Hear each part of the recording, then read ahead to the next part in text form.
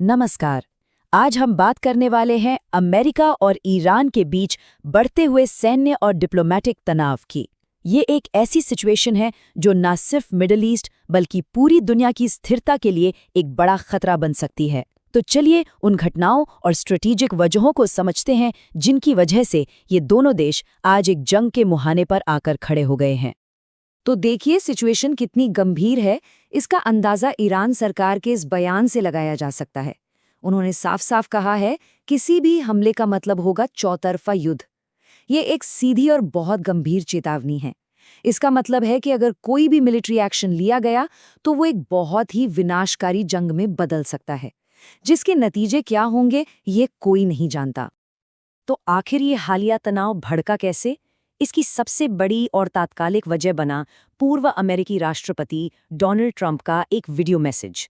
इसी मैसेज ने पहले से ही नाजुक हालात को और भी ज्यादा बिगाड़ दिया। इस वीडियो मैसेज का जो सार था वो असल में एक खुली सैन्य धमकी थी। इसमें ट्रंप ने ऐलान किया कि अमेरिकी जंगी जहाज़ों का एक बड़ा बेड़ा ईरान के इलाके की तरफ बढ़ रहा है। ये ईरान को अपनी ताकत दिखाने और उसे किसी भी एक्शन से रोकने के लिए एक सीधा सिग्नल था। यहाँ अर्माडा शब्द का इस्तेमाल बहुत मायने रखता है। देखिए, इसका मतलब सिर्फ कुछ जहाज नहीं है। अर्माडा का मतलब होता है जंगी जहाज़ों का एक बहुत बड़ा विशाल बेड़ा। इस शब्द का इस्तेमाल करके अमेरिका अपनी नौसेना की जबरदस्त ताकत और अपने इरादों की गंभीरता को दिखाना चाहता था। इस मिलिट्री वार्निंग के साथ साथ ट्रंप ने एक और दावा भी किया, और इस दावे ने मामले को एक अलग ही मोड़ दे दिया, जिससे सारा ध्यान ईरान के अंदरूनी मानवाधिकारों के रिकॉर्ड पर चला गया। उन्होंने कहा कि उन्हीं के दखल की वजह से कई ईरानी प्रदर्शनकारियों की जान बची, जिन्हें सरेआम फांसी दी जानी थी। और ये संख्या छोटी नहीं थी। ट्रंप के दावे के मुताबिक लगभग 840 लोगों को फांसी से बचाया गया। ये वो लोग थे जिन्हें सरकार के खिलाफ प्रदर्शनों में हिस्सा लेने के बाद गिरफ्तार किया गया था। अब यहाँ पर हमें दो बिल्कुल अलग अलग कहानियां देखने को मिलती हैं। एक तरफ अमेरिका का दावा है कि उसके व्यापक हमले की धमकी की वजह से ईरान को फांसी रोकनी पड़ी। दूसरी तरफ ईरान का ऑफिशियल स्टैंड ये है कि फांसी को कुछ टाइमिंग से जुड़ी दिक्कतों की वजह से रद्द किया गया था। ये दिखाता है कि दोनों देशों के बीच सिर्फ जमीन पर ही नहीं बल्कि एक इंफॉर्मेशन वॉर भी चल रहा है, जहां सच क्या है ये पता लगाना बहुत मुश्किल हो जाता है। तो ये तो हुई मिलिट्री की बात। अब इस तनाव का एक और पहलू देखते हैं, जो है डिप्लोमेटिक मोर्चा। और इसका एक बड़ा मोड़ हमें संयुक्त राष्ट्र में देखने को मिला, जहां ये साफ हो गया कि कौन सा देश किसके साथ खड़ा है। हुआ ये कि United Nations human rights council यानी UNHRC में एक वोटिंग हुई। ये वोटिंग इस बात पर थी कि ईरान ने अपने ही देश के प्रदर्शनकारियों के खिलाफ जो सख्त कार्रवाई की थी उसकी निंदा की जाए या नहीं। और ये वोट एक तरह से इंटरनेशनल कम्युनिटी का लिटमस टेस्ट था। और इस वोट के जो नतीजे आए वो काफ़ी कुछ बताते हैं।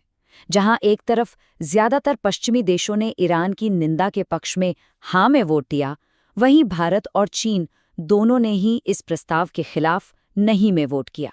ये एक बहुत बड़ा जियोपॉलिटिकल सिग्नल था। खासकर भारत का ये नहीं वोट बहुत अहम है, क्योंकि आमतौर पर भारत ऐसे किसी भी विवादित मुद्दे पर वोटिंग में हिस्सा नहीं लेता। वो एब्सटेन्स करता है, यानी तटस्थ रहता है। लेकिन इस बार नहीं में वोट देना ये भारत की विदेश नीति में एक बड़े और सोचे समझे बदलाव की तरफ इशारा करता है। तो सवाल उठता है कि आखिर भारत ने ऐसा स्टैंड क्यों लिया? इसके पीछे की सबसे बड़ी वजह है भारत के रणनीतिक और आर्थिक हित, और इन सबका सेंटर पॉइंट है चाबहार पोर्ट। इस कनेक्शन को समझने के लिए ईरान के सुप्रीम लीडर के एक प्रतिनिधि का ये बयान देखिए, जो उन्होंने भारत में दिया था। मुझे उम्मीद है कि चाबहार में वे अच्छी तरह से काम करेंगे। ये बयान असल में भारत के लिए एक बहुत ही सटल लेकिन साफ मैसेज था कि डिप्लोमेटिक सपोर्ट और चाबहार प्रोजेक्ट की कामयाबी, ये दोनों चीज़ें एक दूसरे से जुड़ी हुई हैं। तो चाबहार पोर्ट भारत के लिए इतना ज़रूरी क्यों है? इसके कई कारण हैं। सबसे पहला, ये पाकिस्तान को बाईपास करके भारत को एक सीधा ट्रेड रूट देता है। दूसरा, इसी पोर्ट के जरिए भारत को अफगानिस्तान और सेंट्रल एशिया के एनर्जी रिच बाजारों तक सीधी पहुंच मिलती है। ये भारत का एक बहुत बड़ा इकोनॉमिक और स्ट्रेटेजिक इन्वेस्टमेंट है, और कह सकते हैं कि आज के दौर में ये मॉडर्न भारत ईरान रिश्तों की नींव है। चलिए अब वापस आते हैं संघर्ष के संभावित परिदृश्यों पर। अटलांटिक काउंसिल के एक एनालिसिस के मुताबिक अगर हालात बिगड़ते हैं तो अमेरिका ईरान के खिलाफ क्या-क्या मिलिट्री एक्शन ले सकता है, आइए इस पर नजर डालते हैं। एनालिस्ट का मानना है कि अमेरिका शायद एक-एक करके कदम बढ़ाएगा ताकि दबाव धीरे-धीरे बढ़ाया जा सके। पहला कदम हो सकता है तेहरान जैसी जगहों पर कुछ सिंबॉलिक हमले करना। इसके बाद अगला कदम ईरान के सिक्योरिटी और इंटेलिजेंस सिस्टम पर बड़े हमले करना हो सकता है। फिर तीसरा स्टेप हो सकता है ईरान के ज़रूरी इंफ्रास्ट्रक्चर पर कमज़ोर कर देने वाले साइबर अटैक्स। और आखिर में ईरान की इकोनॉमी को पूरी तरह से ठप करने के लिए उसके तेल डिपो और बंदरगाहों जैसी आर्थिक संपत्तियों को सीधे निशाना बनाया जा सकता है। और अगर ये जंग छिड़ गई तो इसके नतीजे सिर्फ इन 2 देशों तक सीमित नहीं रहेंगे, बल्कि पूरी दुनिया के लिए विनाशकारी होंगे। सबसे पहले पूरा मिडिल ईस्ट रीजन अस्थिर हो जाएगा। दूसरा, दुनिया भर में तेल की कीमतें आसमान छूने लगेंगी। और तीसरा, जब तेल महंगा होगा तो ग्लोबल इन्फ्लेशन यानी महंगाई तेजी से बढ़ेगी, जिससे पूरी ग्लोबल इकोनॉमी पर बहुत बुरा असर पड़ेगा। तो कुल मिलाकर देखें तो यहाँ कई चीज़ें एक साथ हो रही हैं। एक तरफ मिलिट्री की धमकियां हैं, दूसरी तरफ डिप्लोमेसी में बड़े बदलाव हो रहे हैं, और इन सब के बीच बड़े-बड़े आर्थिक हित भी दांव पर लगे हैं। इन सब ने मिलकर एक बेहद खतरनाक और अनप्रिडिक्टेबल माहौल बना दिया है। तो यहाँ सबसे बड़ा सवाल यही उठता है कि जब इतनी शक्तिशाली सैन्य, डिप्लोमेटिक और आर्थिक ताकतें आपस में टकरा रही हैं, तो क्या तनाव कम करने का कोई रास्ता है?